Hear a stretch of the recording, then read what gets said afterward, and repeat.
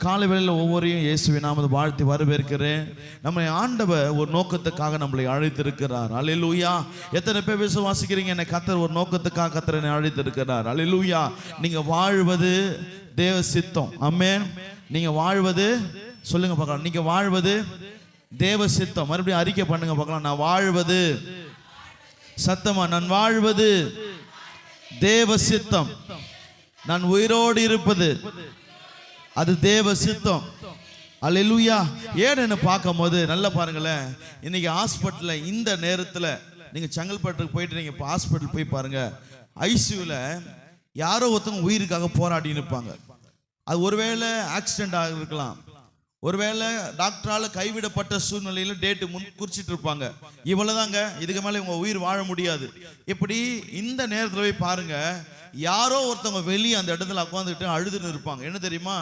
ஐயோ டாக்டர் சொல்லிட்டாங்களே, இப்படிப்பட்ட கண்டிஷன் சொல்லிட்டாங்களே, இது உயிர் இருக்குமா இருக்காதா? ஒருவேளை தகப்பனருக்காக பிள்ளைகளுக்காக யாரோ ஒருவர் அழுது கொண்டிருப்பாங்க. இந்த நேரத்தில் இங்க இல்லை, எந்த ஹாஸ்பிட்டல் போங்க, ஏதோ ஒரு காரியம் நடந்து கொண்டே இருக்கும்.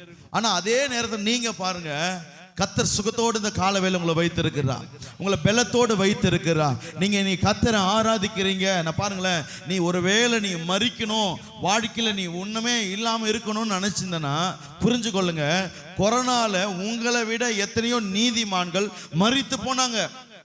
உங்களுக்கே தெரியும் எவ்வளோ பேர் நல்லவங்களா இருந்தாங்க, அவங்களாம் மறிச்சிட்டாங்களே. நீங்களாம் நானும் வாழ்வதுக்கு நான் சொல்றேன், கர்த்தருடைய கிருபை மாத்திரம்தான். எனக்கோ உன்னை ஜீவனை கர்த்தரை எடுக்கணும்னு நினைச்சிருந்தாருன்னா ஒருவேளை கொரோனாலே நீங்க மறிச்சிருக்கலாம். இன்னைக்கு கொரோனா மற்ற எல்லா காரியங்களிலும் நீங்க தாண்டி நீங்க உயிரோடு இருக்கிறீங்கன்னா கர்த்தர் ஏதோ ஒரு சித்தத்தை உங்களை கொண்டு இந்த பூமியில செய்ய சித்தமா இருக்கிறார். உன் மேல ஒரு நோக்கத்தை வைத்துட்டாரு, அதை இந்த பூமியில நிறைவேற்றாம ஆண்ட விடவே மாட்டார். அல்லேலூயா. ஒரு உலகத்தான் வாழ்வதற்கும் நீங்க வாழ்வதற்கும் ஒரு வித்தியாசம் உண்டு. ஒரு உலகத்தான் சொல்லுவான், என்னப்பா நீ எதுக்குப்பா வாழ்ற கேட்ட சொல்லுவான், நான் வாழ்றது எதுக்கு தெரியுமா? என் பிள்ளைங்களுக்காக. நான் நல்ல வீடு கட்டணும், நல்லா வாழணும். ஆனா நீ அப்படி கிடையாது. நீ வாழ்வதற்கு ஒரு நோக்கம் உண்டு. உன் பிள்ளைகளுக்காக, கணவனுக்காக, மனைவிக்காக, வீட்டை கட்டுவதற்காக, பேங்க்ல பணத்தை சம்பாதிப்பதற்கு மாத்திரமல்ல, இந்த பூமியில வாழ்கிற ஒவ்வொரு நாளும் தேவ சித்தத்தை நிறைவேற்றும்படியாக தான் இந்த பூமிக்கு கர்த்தர் உன்னை அனுப்பி இருக்கிறார். அல்லேலூயா. கரங்கள் உயர்த்தி சொல்லுங்க பார்க்கலாம், நான் இந்த பூமியில வாழ்வது தேவ சித்தம். ஹல்லேலூயா.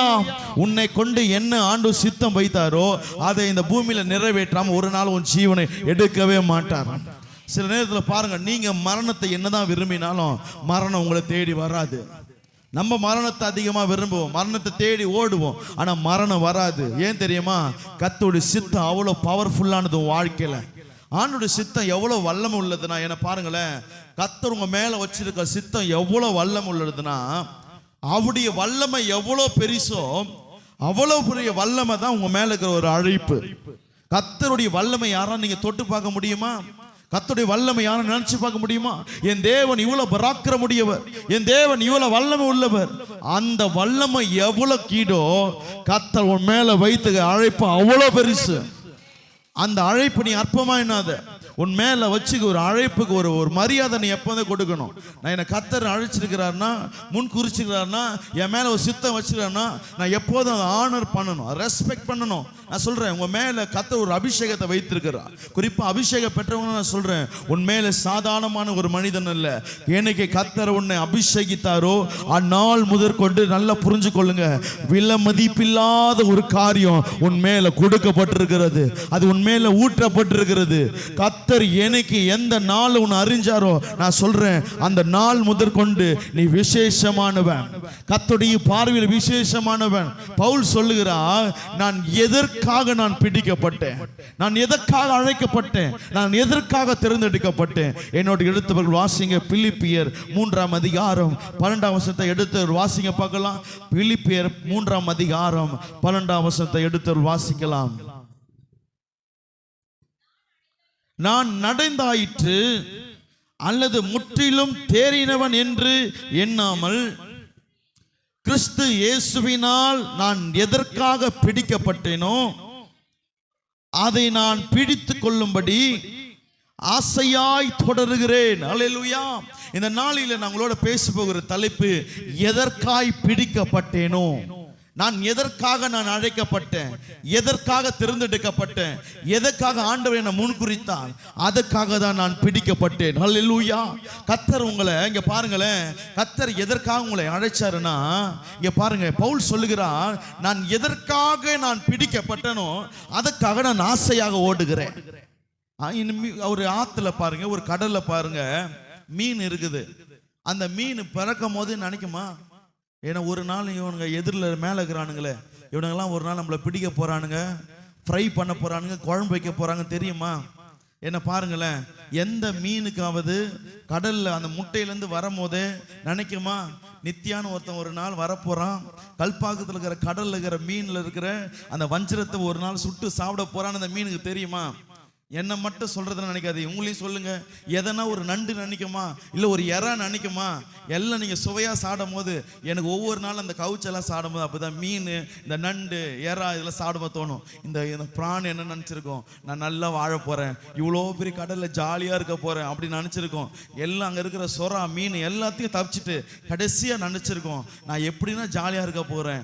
அதுக்கு தெரியாது. ஏதோ ஒரு காரியம் வந்து ஒரு பெரிய வலை வரும்போது ஏதோ போய் நிக்கிறாங்க, நம்மளும் கூட போயிட்டு நம்மளும் அந்த வலையில போய் நிப்போம் நினைச்சு, அதுக்கு ஒண்ணுமே தெரியாது. நல்லா பாருங்க, கர்த்தர் சில நேரத்தில் உங்களை அழைக்கும் போது, உங்களை பிடிக்கும் போது உங்களுக்கு தெரியாது. நீங்களே தெரியாம அந்த வலையில வந்து நின்றுவீங்க. அந்த வலையில நிற்கும் போது எது வரைக்கும் தெரியாதனால நான் பிடிக்கப்பட்டேன்னு அந்த மீனுக்கு தெரியாது. நல்லா பாருங்க, நீங்க டிஸ்கவரி சேனல்லாம் நீங்க பார்த்தீங்கன்னு தெரியல, அந்த கடல்ல அந்த கப்பல் என்ன பண்ணுவாங்கன்னா பெரிய ஒரு வலை போடுவாங்க. அந்த பெரிய வலையில பார்த்தீங்கன்னா நல்லா பாருங்களேன், அது ரொம்ப தூரமா இருக்கும், 1 கிலோமீட்டர் தூரம் கூட இருக்கும், சில 1/2 கிலோமீட்டர் தூரத்தில் இருக்கும். அந்த வலை இருக்கும் போது அந்த மீனுங்க என்ன பண்ணு பாருங்களேன், இங்க போகும் இங்க வரும், சுதந்திரமா தான் இருக்கும்.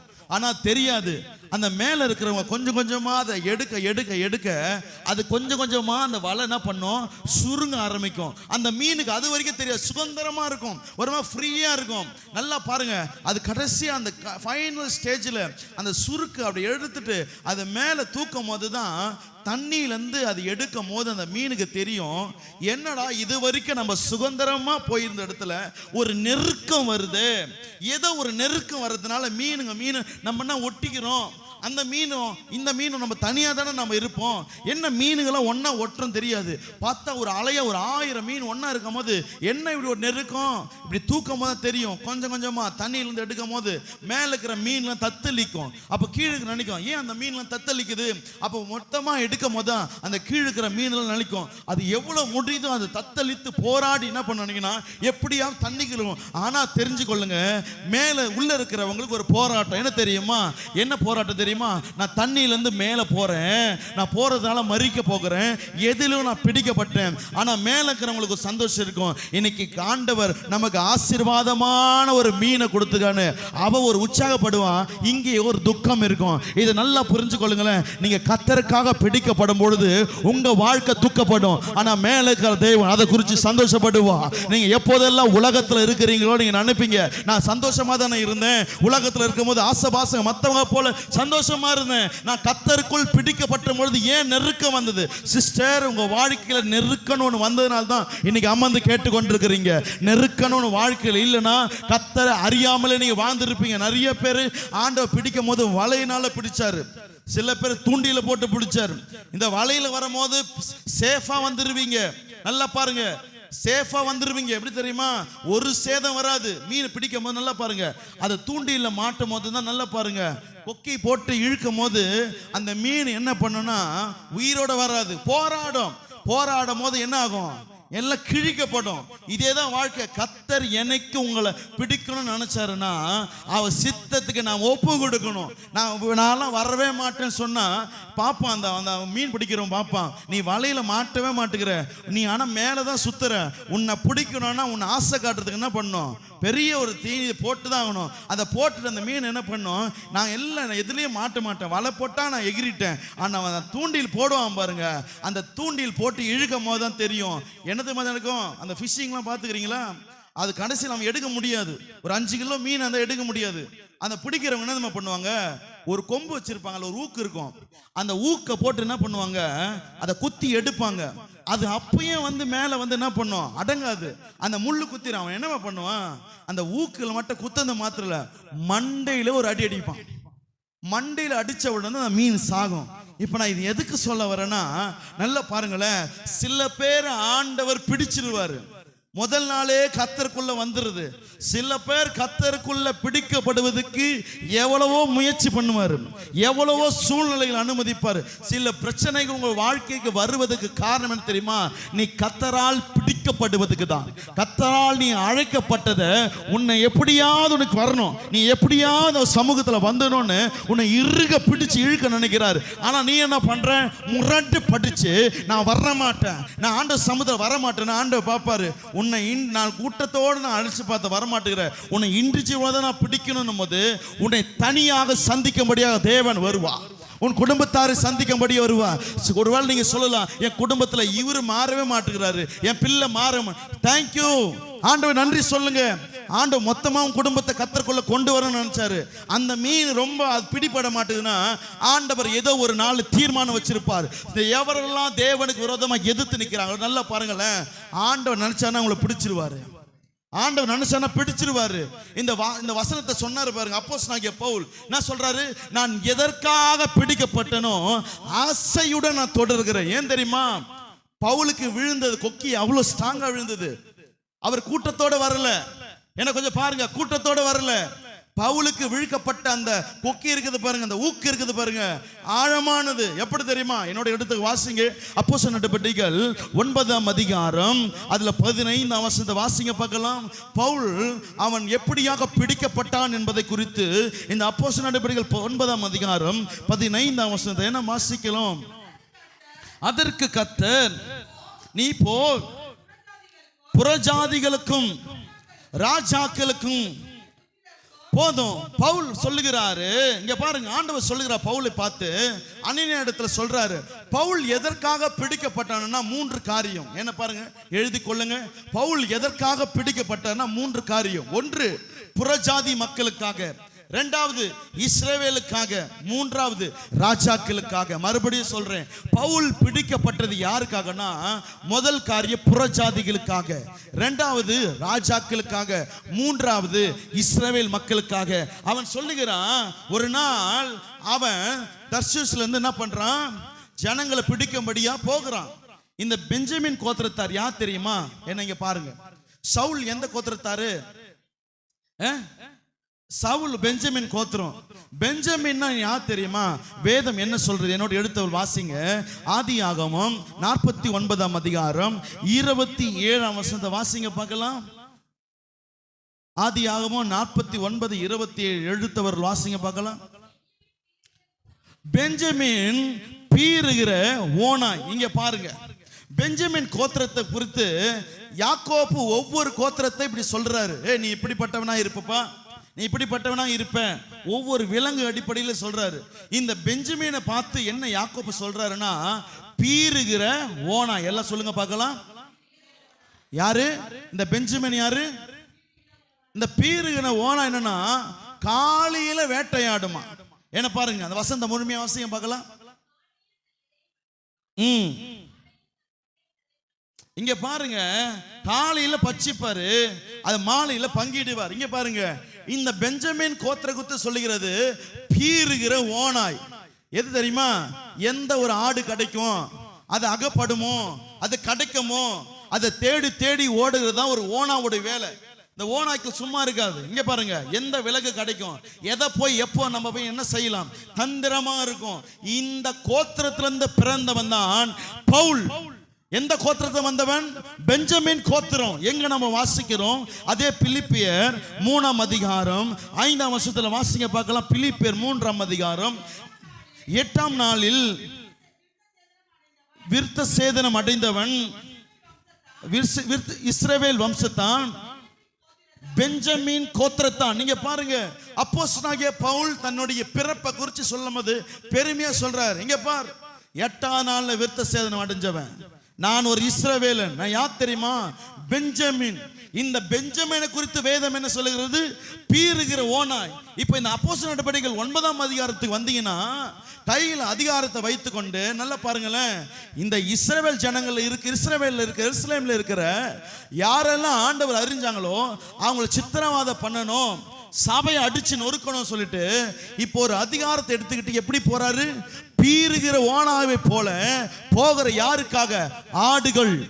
இஸ்ரவேல் ஜனங்கள் இஸ்ரவேல் இருக்கிற, அதாவது எருசலேமில் இருக்கிற ஆடுகள் நோக்கி போகிறாரு. இங்க பாருங்க, அவர் நோக்கம் என்ன தெரியுமா? நான் போகணும், இன்னைக்கு எருசலேமில் இருக்கிற எல்லா ஜனங்களையும் அடிச்சு நொறுக்கணும், எல்லா சபையும் அடிச்சு நொறுக்கணும். அங்க ஒரு பையன் கிறிஸ்தவனுக்கு யாரும் இருக்கக்கூடாது. யாருன்னா ஆண்டவர் அறிந்த இந்த இயேசு எவனா ஆராதிச்சானா அவனை நான் எப்படியாவது நான் கொலை செய்யணும், அவனை காட்டி கொடுக்கணும். பவுலுடைய நோக்கமே அதுதான். இன்னைக்கு பாத்தீங்களா, ஆண்டவர் விரோதமாக சில மனிதர்கள் எழும்பி கொண்டிருப்பாங்க. அவங்க நல்லா இருப்பாங்க, திடீர்னு பார்த்தா நம்மளை பிடிக்காது, திடீர்னு பார்த்தா சபையை பிடிக்காது, திடீர்னு பார்த்தா ஆராதனை பிடிக்காது, திடீர்னு பார்த்தா நீங்களாம் ஏன்டா ஆராதிக்கிறீங்க? நான் சொல்றேன் பாருங்க, அவர்களுக்குள்ள இருதயத்தில் எப்படிமா இருக்கும்? இந்த கூட்டத்தை எப்படியாவது அழிச்சிடணும், இவங்க ஒன்னும் இல்லாம ஆயிடணும். அப்படிதான் ஒருவேளை இந்த சபையில குறித்து கூட, இந்த சபை எதிர்காலத்தை குறித்து சில பேர் நினைக்கலாம், என்ன பண்ணாலும் இந்த சபையில ஆராதனை நடக்குது, இந்த சபையை ஒன்றும் நம்ம பண்ண முடியலையே, என்னென்னவோ ட்ரை பண்ணி பார்க்கிறோம், ஸ்டாப் பண்ண முடியலையே. நான் சொல்லுகிறேன், சவுலுக்குள்ளேயும் அப்பேற்பட்ட எண்ணம் தான் இருந்தது. ஒரு பீறுகிற ஒரு ஓனாவை போல அவன் இருந்தான். ஆனா நல்லா பாருங்க, அந்த தமஸ்கு போற வழியில தான் ஒரு ஓனாவை போல போனா, அங்கதான் ஒரு யூத சிங்கத்தை பார்த்தான். நல்ல கையை தட்டுங்க பகலாம். ஓனாவாக போனா அங்கதான் ஒரு சிங்கம் வந்தாரு. யார் தெரியுமா?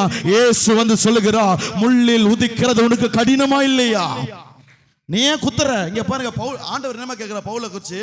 இங்க பாருங்க, என்ன பாருங்க, இதுதான் ஒரு முள்ளுன்னு வச்சுங்க. சரி, இதை பாருங்க, ஒரு முள்ளுன்னு வச்சுங்க. கேட்கிறாரு, நீ முள்ளில் உதிக்கிறது உனக்கு வலிக்கலையா, கடினமா இல்லையா? ஏன் தெரியுமா?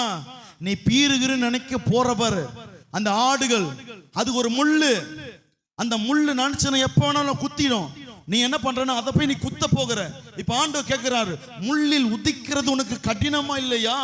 அப்பதான் இவன் கேட்கிறான், ஆண்டவரே நான் என்ன செய்ய சித்தமாக நீங்க இருக்கிறீங்க. அங்கதான் அர்ப்பணிக்கிறான், அங்கதான் அர்ப்பணிக்கிறான்.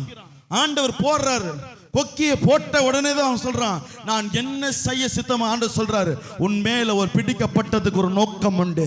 என்ன தெரியுமா? நீ இஸ்ரவேலருக்கும் யூதருக்கும் புறஜாதிகளுக்கும் என் நாமத்தை அறிவிக்க வேண்டும், என் நாமத்தை நீ சொல்ல வேண்டும்.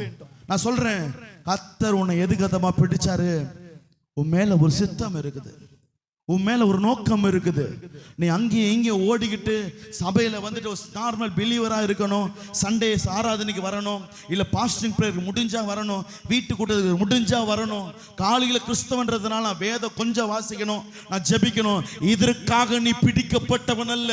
பவுல் சொல்லுகிறார், நான் அனுதினமும் எழுந்தனா, மூஞ்ச கழுவனா, பல்ல கழுவனா, நான் எழுச்சி வந்தவனே எனக்கு தெரியும் நான் எதற்காக பிடிக்கப்பட்டேன். ஒவ்வொரு நாளும் அதற்காக ஆசையுடன் ஆசையுடன் ஆசையுடன் நான் ஓடிக்கொண்டே இருக்கிறேன். எனக்கு ஒரு ஆசை இருக்குது, எனக்கு ஒரு விருப்பம் இருக்குது, நான் வாழ்வதை குறித்து ஒரு ஆசை இருக்குது.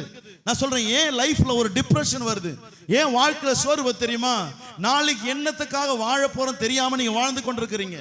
வாழ்ந்த பிள்ளைங்களுக்கு குடும்பங்களுக்காக வாழணும், அப்படி கிடையாது. பவுல் சொல்லுகிறார், நான் எதற்காக கர்த்தர் என்னை இப்பேற்பட்ட ஒரு படுகுழியில் இருந்த என்னை, ஒரு பீறுகிற ஓனாய் போல இருந்த என்னை ஏன் பிடித்தா தெரியுமா? ஒரு காரியத்துக்கு அப்படி அதை நான் ஆசையோட ஓட்டுகிறேன்.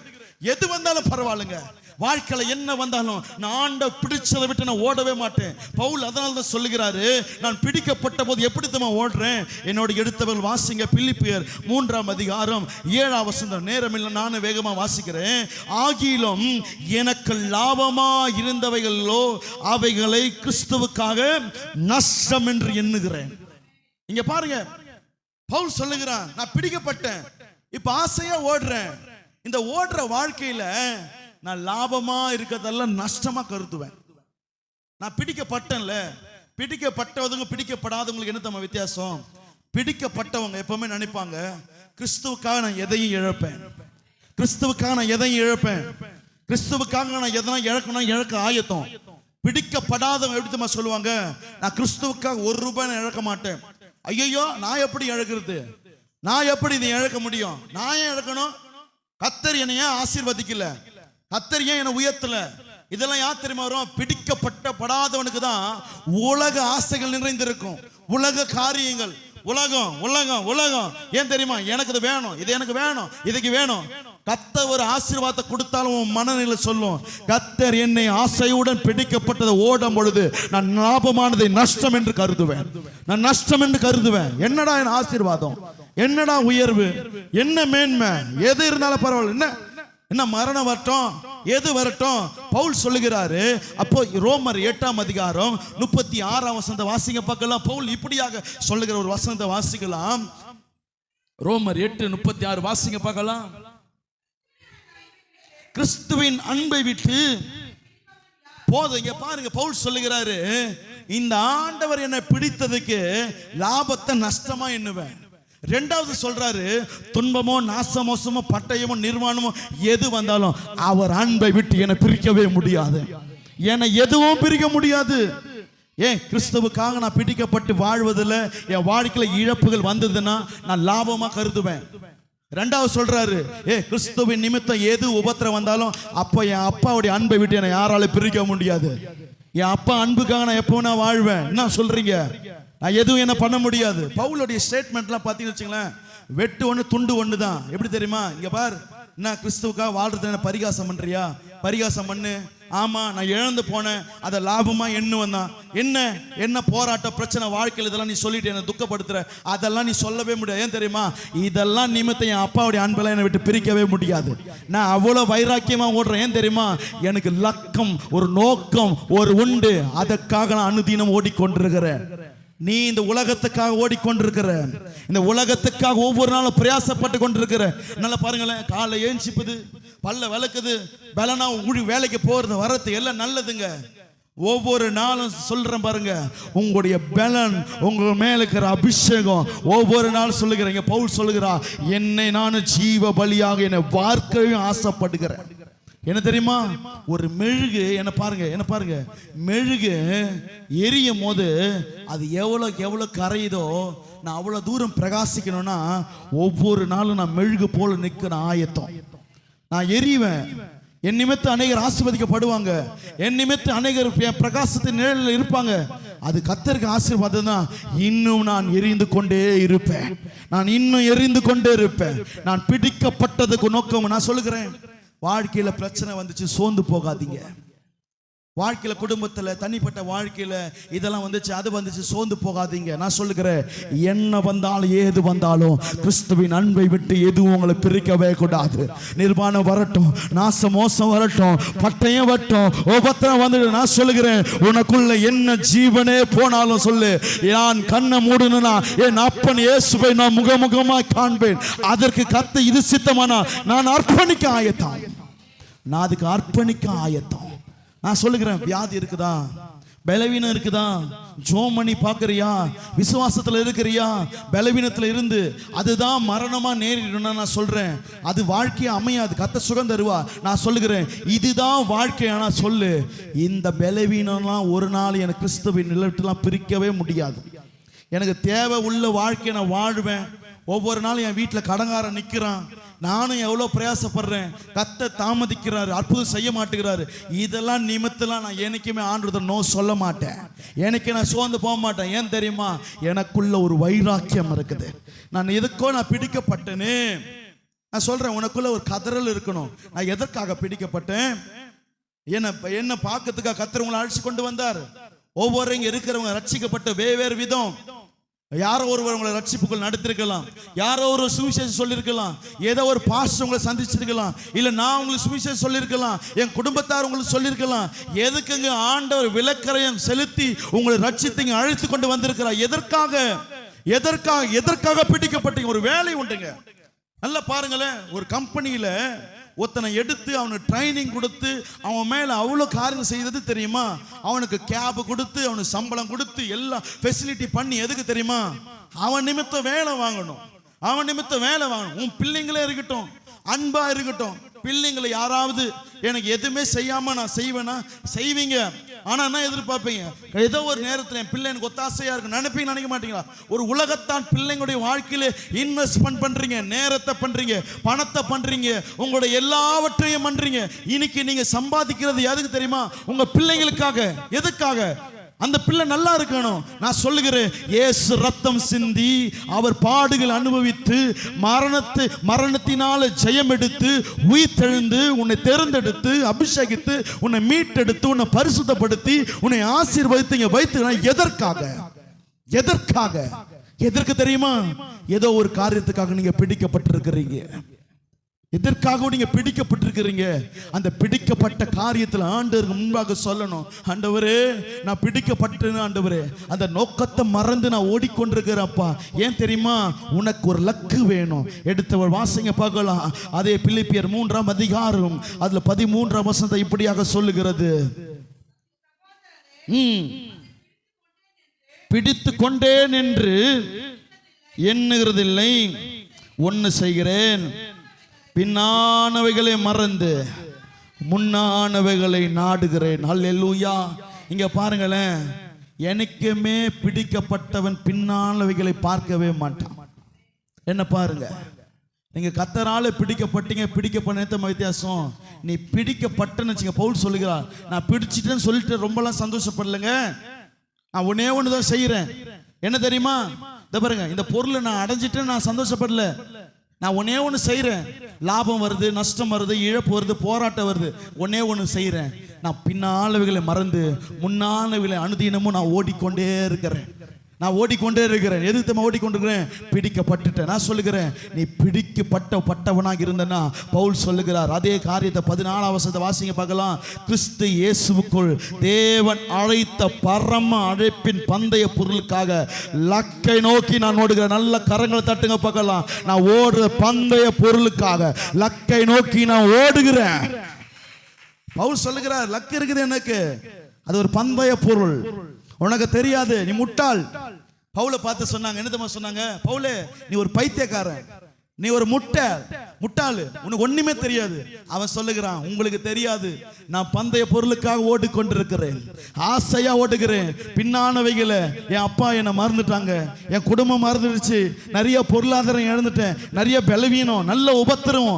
பவுல் சொல்லுகிறான், முள்ளு இருக்குங்க, அது குத்தும் போதெல்லாம் சொல்லுவேன், ஐயோ சாத்தான் ஏன் இப்படி பண்றான், என் ஜீவனை எடுத்துக்கலாம் சொன்னேன். ஆண்டவர் சொன்ன, என் கிருபை உனக்கு போதுனார். அப்பயும் சொல்றாரு, நான் எல்லாவற்றையும் பின்னாடியே பார்க்க மாட்டேன், முன்னாடியே நான் ஓடிக்கொண்டே. தெரியுமா? பந்தய பொருள் இலக்கு என்ன, நான் அதுக்காக பிடிச்சிட்டேன். நான் சொல்லுகிறேன், பவுல் சுமந்து கொண்டனால் தான் ஒவ்வொரு சீஷர்களை அவன் உருவாக்கினா. நான் சொல்லுகிறேன், இன்னைக்கு நீ எதற்காக ஓடுகிறாயோ, ஒரு நாள் அந்த பந்தய பொருளுக்கான அந்த காரியத்தை உன் பிள்ளைங்க எடுத்துன்னு ஓடுவாங்க, உன் பேர பிள்ளைங்க எடுத்து ஓடுவாங்க. நீ ஓடுறதுக்கு நீ தடுமாறனா? என்ன பாருங்க, இந்த ரிலே எத்தனை பேருக்கு தெரியும்?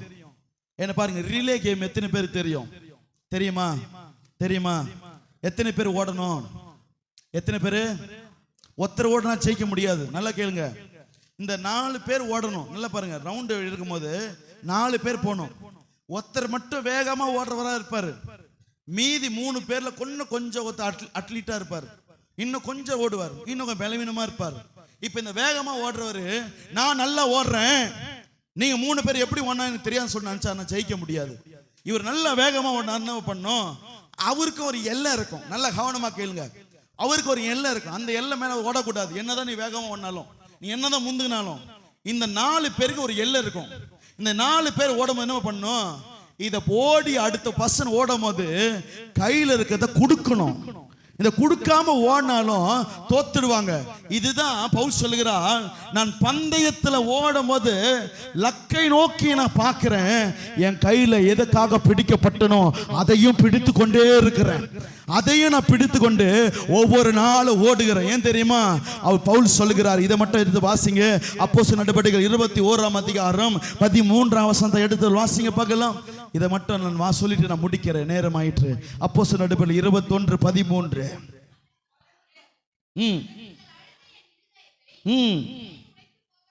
உடைத்து போக பண்ணீர்கள்,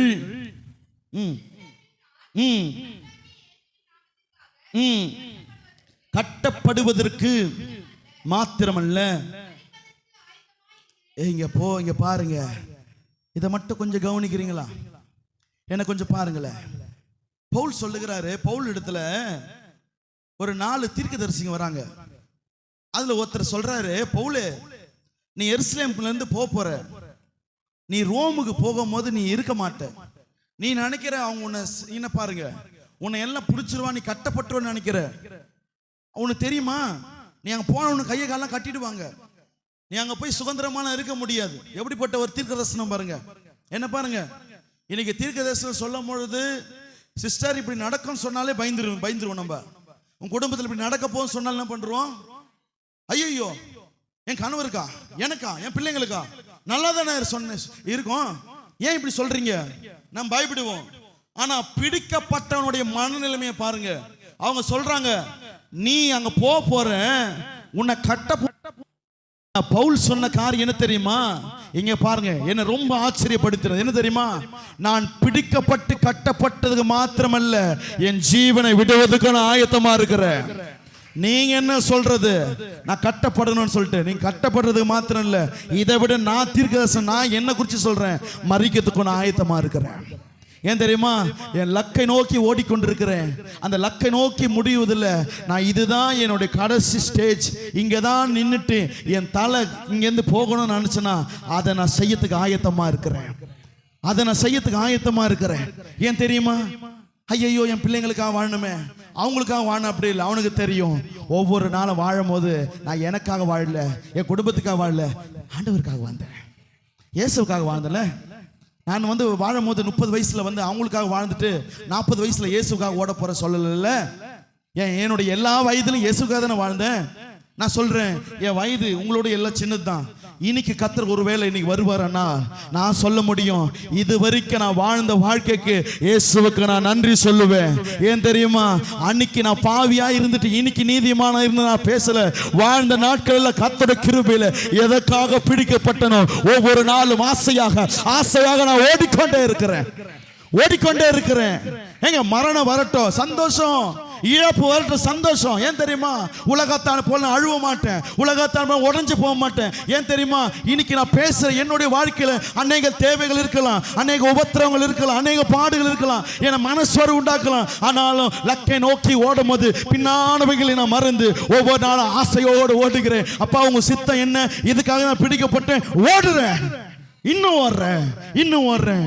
நீ அதற்காக ஓட வேண்டும். அல்லேலூயா. எல்லா கண்களை மூடி ஆண்டவரை பார்த்து, ஆண்டவரே எதற்குப்பா என்ன பிடிச்சிங்க? கேளுங்க பார்க்கல, கண்ணை மூடுங்க, நான் ஜெபம் பண்ணி முடிக்க போகிறேன். எதுக்குப்பா என்ன பிடிச்சிங்க சொல்லுங்க பார்க்கலாம். என் வாலிப வயதில் நீங்க எதுக்கு என்ன பிடிச்சிங்க? இப்போ என்ன பிடிச்சி வச்சிருக்கிறீங்க? நான் ஒரு உலகத்தான போல தானே நான் மாயமானமான ஒரு வாழ்க்கையில் வாழ்ந்தேன். என்னை எதுக்குப்பா பிடிச்சிங்க? என் மேலே ஒரு நோக்கம் இருக்குதுல்ல, நான் அதுக்காக ஓடுறேன்ப்பா. சொல்லுங்க பார்க்கலாம். ஆசையாக ஓட விரும்புகிறேன்ப்பா, ஆசையாக ஓட விரும்புகிறேன். சிஸ்டர், பிரதர், இது வரைக்கும் உங்கள் வாழ்க்கையை நீங்கள் வீண் அடிச்சிருக்கலாம். இனி வாழ போகிற வாழ்க்கை ஒரே ஒரு வாழ்க்கை. சொல்லுங்க பார்க்கலாம். ஆசையோட நான் ஓடுகிறப்பா. அல்லேலூயா.